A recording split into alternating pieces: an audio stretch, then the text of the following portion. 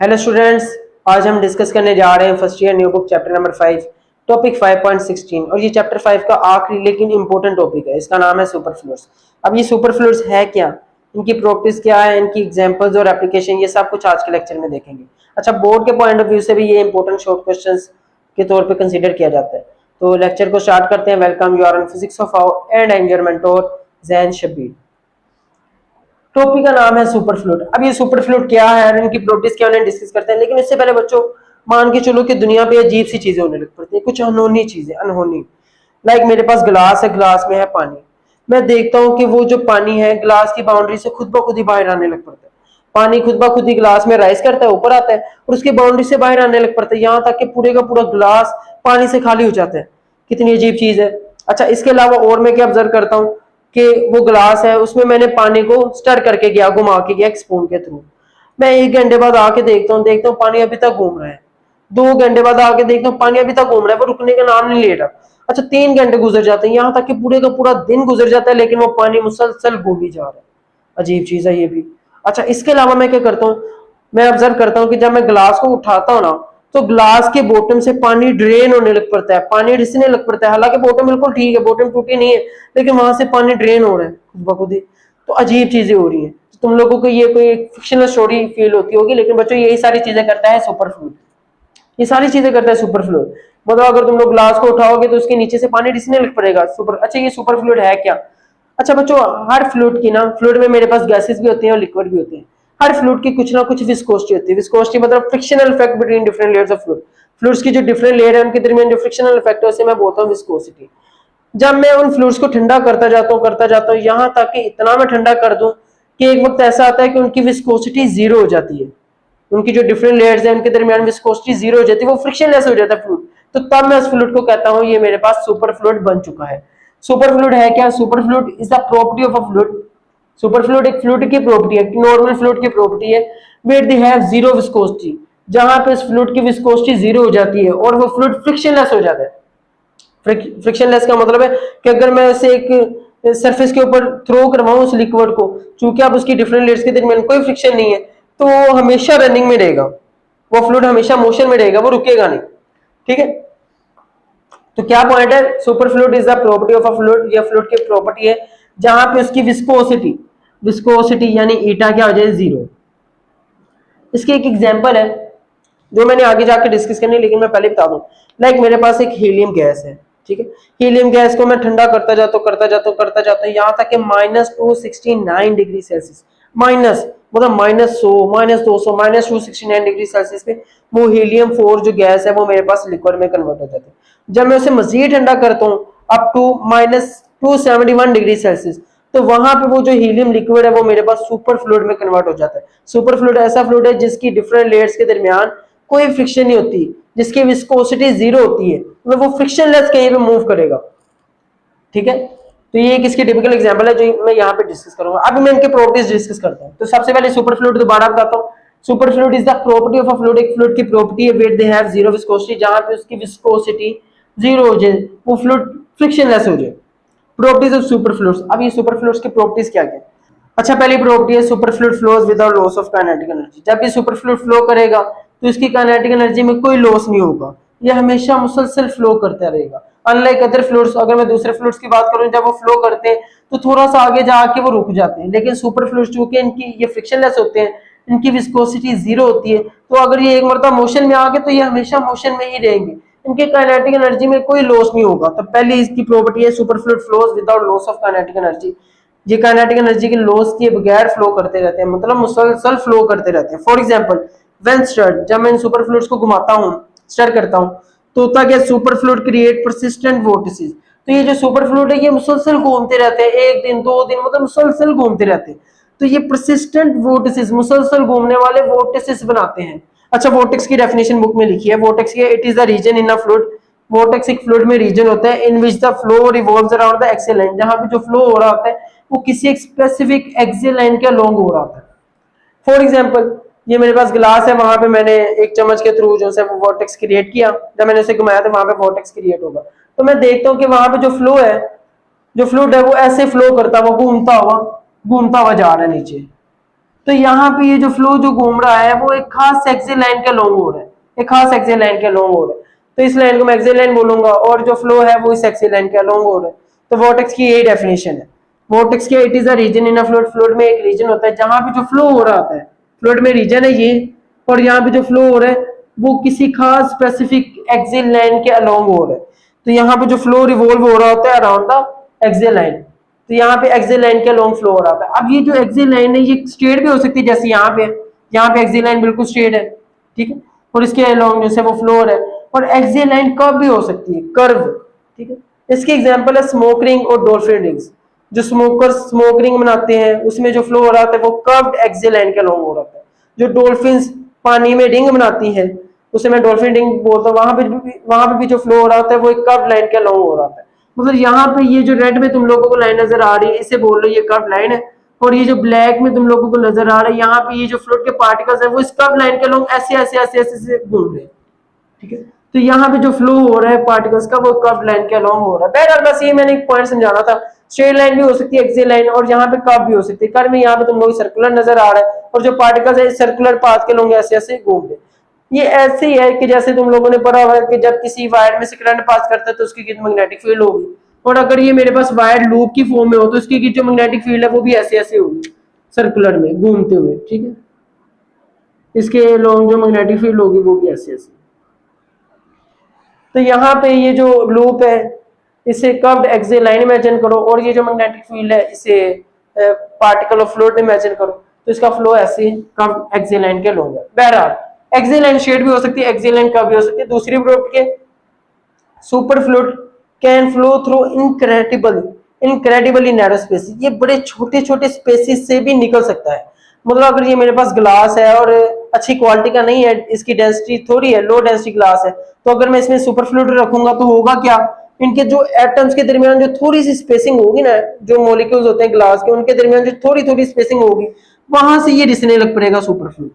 तो incredibly narrow spaces से भी ये रिस सकता है, वहां से फ्लो कर सकता है। दूसरी प्रॉपर्टी ये होगी। तीसरी प्रॉपर्टी है super fluid can defy gravity. Super fluid gravity के अगेंस्ट जा सकता है, कैसे, एंड फ्लो अपवर्ड, और ये ऊपर की तरफ फ्लो कर सकता है। मतलब ग्रेविटी चीजों को नीचे लेकर आती है, लेकिन ये सुपर फ्लूइड ग्रेविटी के अगेंस्ट जाते हुए ऊपर की तरफ भी फ्लो कर सकता है, और इसे मैं फिल्म फ्लो कहता हूं। मतलब कुछ ऐसा होगा कि ये मेरे पास है ग्लास, इसमें है मेरे पास यहाँ पे सुपर फ्लूइड। सुपर फ्लूइड क्या करेगा, ग्लास के बाउंड्री के साथ एक नैरो सी थिन सी लेयर बना लेगा। थिन सी लेयर, जो ये सुपर फ्लूइड है उसकी थिन सी लेयर बना लेगा। अब होगा कि इस थिन सी लेयर से ये सुपर फ्लूइड बाहर आने लग पड़ेगा। तो यहाँ पे ये सुपर फ्लूइड ग्रेविटी के अगेंस्ट जा रहा है, ग्लास से बाहर आ रहा है। अच्छा, जो नॉर्मल फ्लूइड्स होते हैं ना, वो भी जो ग्लास होते हैं या वॉल होते हैं उनके ऊपर क्लाइंब कर सकते हैं। फॉर एग्जाम्पल जो मेरे पास नॉर्मल वाटर ग्लास है, ये मेरे पास नॉर्मल वाटर ग्लास है, इसमें है वाटर, तो जो तुम लोगों को वाटर नजर आता है ना यहाँ पे, वो ऐसे नजर आता है। उसकी ये जो बाउंड्री है ऐसे यहाँ से ऊपर होता है, यहाँ से नीचे।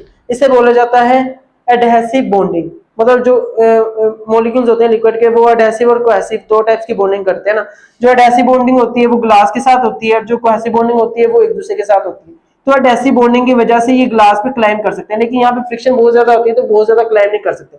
लेकिन सुपर फ्लूइड्स में ये जो सुपर फ्लूइड्स है, चूंकि ये फ्रिक्शनलेस होते हैं, यहाँ पे तो फ्रिक्शन की वजह से ज्यादा ऊपर नहीं जा सकते, चूंकि ये फ्रिक्शनलेस होते हैं तो ये ग्लास की बाउंड्री से बाहर भी आ सकते हैं, ये ग्रेविटी के अगेंस्ट भी जा सकते हैं।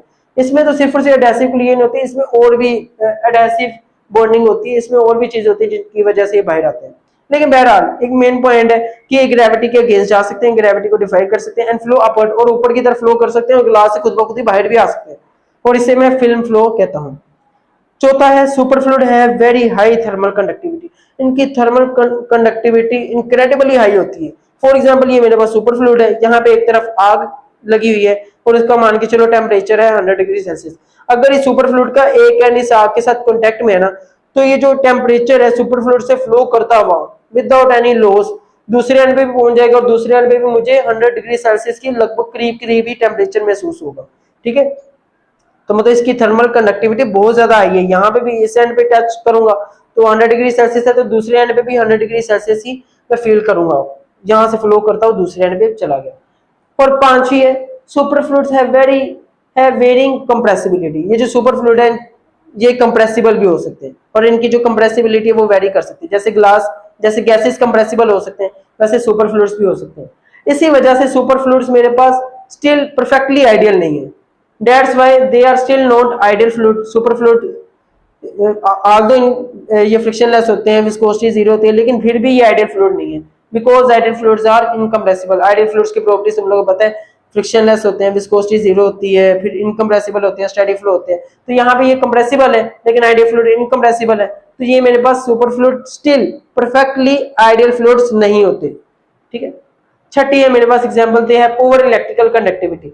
इनकी इलेक्ट्रिकल कंडक्टिविटी बहुत पुअर होती है, मतलब एक एंड से दूसरे एंड पे इलेक्ट्रिसिटी फ्लो नहीं कर सकती। अच्छा, इनके एग्जांपल्स की बात करूं तो सुपर फ्लूइड हीलियम 4, हीलियम 4 मेरे पास एक सुपर फ्लूइड है। ठीक है, हीलियम का बॉइलिंग पॉइंट होता है -452 डिग्री फ़ारेनहाइट, या सेल्सियस में लिखो तो -269 डिग्री सेल्सियस, मतलब -269 डिग्री सेल्सियस से नीचे वो लिक्विड में रहेगा, इससे ऊपर आएगा तो बॉइल होकर वो गैसेस में कन्वर्ट हो जाएगा, मतलब इससे ऊपर वो गैस स्टेट में रहेगा, -269 डिग्री सेल्सियस से नीचे वो लिक्विड में रहेगा। केल्विन में मैं लिखूंगा तो 4 केल्विन, ये एमसीक्यूज आ सकते हैं। अच्छा, जब मैं इससे मजीद बॉइलिंग पॉइंट से नीचे ज्यादा ठंडा करता हूँ ना, तो होता क्या है, ये जो हीलियम 4 मेरे पास गैस है, इसे मैं -269 पे लेके जाता हूँ, लिक्विड में कन्वर्ट हो जाता है। जब मैं इसे मजीद ठंडा करता हूँ तो ये सुपर फ्लूइड में कन्वर्ट हो जाता है। 4 केल्विन पे ये लिक्विड में होता है और 2 केल्विन पे चल रहे हो तो ये सुपर फ्लूइड में कन्वर्ट हो जाता है, become super fluid at 2 kelvin. अच्छा, इसके अलावा सुपर फ्लूइड हीलियम 3 है, हीलियम 3 मेरे पास ये भी सुपर फ्लूइड है, और भी बहुत से एग्जांपल है, लेकिन तुम लोगों ने यही रखनी है। और एग्जांपल है बोस, आइंस्टाइन कंडेंसेट्स, सम वो है मेरे पास लिथियम एटम्स हैं, वो हो सकते हैं सुपर फ्लूइड्स। तो बहुत से सुपर फ्लूइड है, लेकिन दो तुम लोगों ने ये याद रखनी है, बुक में डिस्कस है। अच्छा, ये सारी चीजें नोट डाउन कर लो। अब चलेंगे इसकी एप्लीकेशंस की तरफ। ठीक है, अच्छा अब इसकी एप्लीकेशंस है, एप्लीकेशंस ऑफ सुपर फ्लूइड्स। अच्छा, जितनी एप्लीकेशंस डिस्कस है बुक में वो मैंने यहाँ पे सारी के सारी नोट डाउन कर दी है। पहली एप्लीकेशन है कि जो सुपर फ्लूइड है इसे मैं कूलेंट के तौर पे इस्तेमाल कर सकता हूँ फॉर हाई फील्ड मैग्नेट्स। तो अभी मैंने पिछले व्हाइट बोर्ड पे डिस्कस किया कि ये जो सुपर फ्लूइड है इनकी थर्मल कंडक्टिविटी बहुत ज्यादा होती है। अगर इनकी थर्मल कंडक्टिविटी बहुत ज्यादा है तो इसे मैं एज अ कूलेंट इस्तेमाल कर सकता हूँ फॉर हाई फील्ड मैग्नेट्स। जहां पे मेरे पास हाई फील्ड मैग्नेट्स इस्तेमाल हो रहे हैं वहां पे मैं इसे एज अ कूलेंट इस्तेमाल कर सकता हूँ। High field magnets for example MRI machine है, वहां पे मैग्नेटिक फील्ड बहुत ज्यादा स्ट्रॉन्ग होती है और वहां पे हीटिंग इफेक्ट भी बहुत ज्यादा होता है। तो इस वजह से ये जो सुपर फ्लूइड है इसे मैं एज अ कूलेंट इस्तेमाल कर सकता हूँ क्योंकि इसकी थर्मल कंडक्टिविटी इनक्रेडिबल है। तो दूसरा पॉइंट है कि ये जो सुपर फ्लूइड है इनकी थर्मल कंडक्टिविटी बहुत ज्यादा होती है, have greater thermal conductivity and used in cryogenic application. इसी वजह से इन्हें मैं क्रायोजेनिक एप्लीकेशंस में इस्तेमाल कर सकता हूँ। क्रायोजेनिक एप्लीकेशंस वो एप्लीकेशंस है जहां पे टेम्परेचर बहुत कम होता है। क्रायोजेनिक का मतलब है एट वेरी लो टेम्परेचर, ऐसी जगह ऐसी फील्ड्स जहां पे टेम्परेचर बहुत कम होता है वहां पे, या टेम्परेचर बहुत कम रिक्वायर्ड होता है, वहां पे मैं सुपर फ्लूइड्स इस्तेमाल कर सकता हूँ। For example cooling of super conductors, super conductors के कूलिंग के लिए इस्तेमाल कर सकता हूँ। अच्छा, सुपर कंडक्टर्स ऐसे कंडक्टर्स होते हैं जिनकी रेजिस्टिविटी या रेजिस्टेंस जीरो होती है, मतलब वहां से करंट इजीली फ्लो कर जाएगा, उनकी रेजिस्टेंस जीरो होती है, तो कूलिंग ऑफ सुपर कंडक्टर्स के लिए इस्तेमाल होते हैं। दूसरा है साइंटिफिक रिसर्च के लिए, साइंटिफिक रिसर्च के लिए सुपर फ्लूइड इस्तेमाल हो सकते हैं, मतलब छोटे छोटे जो से वो पार्टिकल्स को डिटेक्ट करना, एडवांस पार्टिकल्स को डिटेक्ट करना और अदर साइंटिफिक रिसर्च के लिए इस्तेमाल हो सकते हैं। तीसरा है मेडिकल यूज में इस्तेमाल हो सकते हैं, मेडिकल यूज में आ सकता है। मेडिकल यूज में तो एक डिस्कस कर लिया ना, एमआरआई मशीन, ब्रेन को स्कैन करने वाली, नर्वस सिस्टम्स को स्कैन करने वाली मशीन, तो मेडिकल यूजेस में इस्तेमाल हो सकता है। अच्छा, तीसरा है इंडस्ट्री में ये लीक टेस्ट के तौर पे इस्तेमाल हो सकता है। हमने डिस्कस किया था कि ये जो सुपर फ्लूइड है ये इनक्रेडिबली स्मॉल स्पेसेस में भी फ्लो कर सकता है। अगर मेरे पास बहुत ज्यादा छोटी छोटी स्पेसेस भी है ना, वहां से भी ये फ्लो कर सकता है। तो इंडस्ट्री में ये लीक टेस्ट के तौर पे इस्तेमाल हो सकता है। देखा जा सकता है कि अगर किसी पाइप में कोई लीकेज है कि नहीं, तो सुपर फ्लूइड वहां पे इस्तेमाल हो सकता है माइक्रोस्कोपिक लेवल पे लीकेज भी फाइंड आउट करने के लिए। अच्छा, चौथा पॉइंट है production of electronic and optical products, electronic और ऑप्टिकल प्रोडक्ट्स बनाने के लिए इस्तेमाल हो सकता है। पांचवा है researching super fluids help in understanding of super conductors. जितनी ज्यादा हम सुपर फ्लूइड पे रिसर्च करेंगे ना, उतनी ज्यादा हमारे पास नॉलेज आएगी सुपर कंडक्टर्स की। सुपर कंडक्टर्स भी तब बनते हैं जब हम एक किसी कंडक्टर का टेम्परेचर, किसी कंडक्टर पे जो है वो टेम्परेचर ड्रॉप करते जाए और जहां तक कि उसे बहुत लो टेम्परेचर में रखे ना, तो वो सुपर कंडक्टर बन जाता है। सुपर कंडक्टर का मतलब है उसकी रेजिस्टिविटी जीरो हो जाती है, अब उसकी कोई रेजिस्टेंस नहीं है। जैसे सुपर फ्लूइड में विस्कोसिटी जीरो हो जाती है ना फ्लूइड की, वैसे ही अगर एक कंडक्टर की रेजिस्टिविटी या रेजिस्टेंस जीरो हो जाए तो मैं कहता हूँ आप वो सुपर कंडक्टर है, मतलब करंट इजीली वहां से फ्लो कर जाएगा विदाउट एनी रेजिस्टेंस। छठा है it is use in advance particle detectors. Advance particle, तुम लोग पता है आहिस्ता आहिस्ता पार्टिकल मजीद से मजीद डिस्कवर होते हैं, इलेक्ट्रॉन्स है, प्रोटॉन्स है, न्यूट्रॉन्स है, फिर ये बनते कैसे हैं, क्वार्क्स वगैरह पे आ जाते हैं। तो एडवांस पार्टिकल डिटेक्टर्स मशीन्स में ये इस्तेमाल हो सकते हैं। पहले हमने क्या डिस्कस किया, एज अ कूलेंट इस्तेमाल हो सकता है। फिर ये कि थर्मल कंडक्टिविटी इसकी बहुत ज्यादा है और इसी वजह से cooling of super conductor scientific research और मेडिकल यूजेस में इस्तेमाल हो सकते हैं।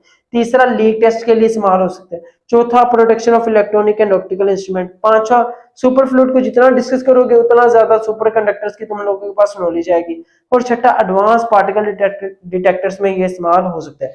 ये 6 एप्लीकेशंस बुक में डिस्कस ही जो मैंने यहाँ पे लिख दी और उन्हें डिस्कस भी कर लिए। तो होप्स हो कि तुम लोगों को ये लेक्चर पसंद आया होगा। इजाजत दो, अल्लाह हाफिज।